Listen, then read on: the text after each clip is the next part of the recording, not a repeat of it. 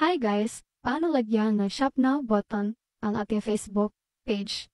Kung ikaw ay nag-affiliate sa TikTok, pwede natin itong i-connect ang ating TikTok account sa ating Facebook page para magkaroon pa ng maraming sales. Paano ito gawin? Sundan mo lang itong video. Una, punta ka muna sa iyong TikTok account at i-click mo ang iyong profile.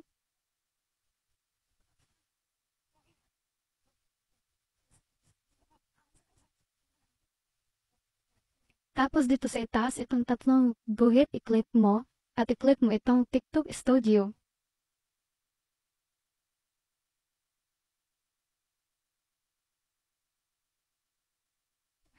At dito naman, itong monetization. Ayan.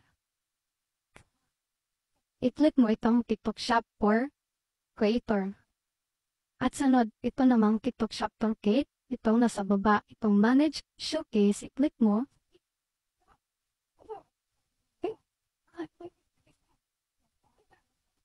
Ito yung mga products ko sa showcase na binibenta ko. Ayan, kikita mo dito. Tapos, i-click mo itong tatlong dot na nasa itaas.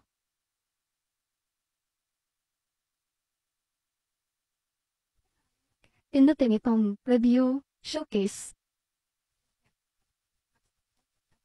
At dito naman, pindutin itong nasa itaas itong arrow.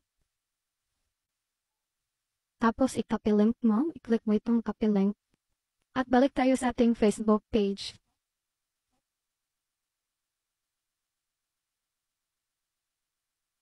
At dito naman sa ating Facebook page, i-click mo itong nasa itaas itong tatlong line.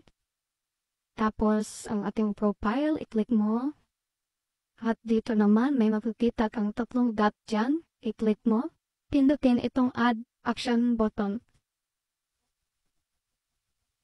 Edit button.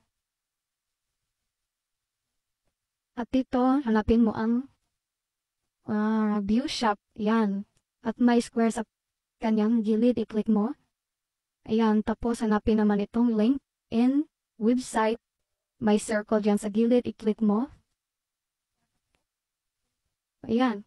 At dyan sa may box, dyan natin i-copy-paste yung link na kinopy natin sa ating TikTok account.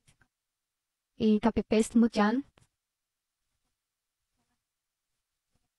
At pag nag-copy-paste ka na dito guys, i-delete mo muna yung hindi kasali.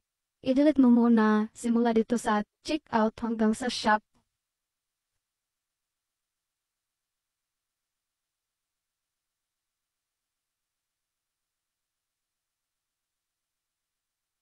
At kapag okay na, pindutin mo lang ang save.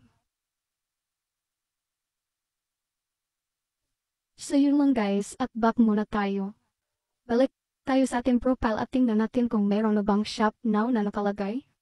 I-click ang view as, dahil kanina wala pa to.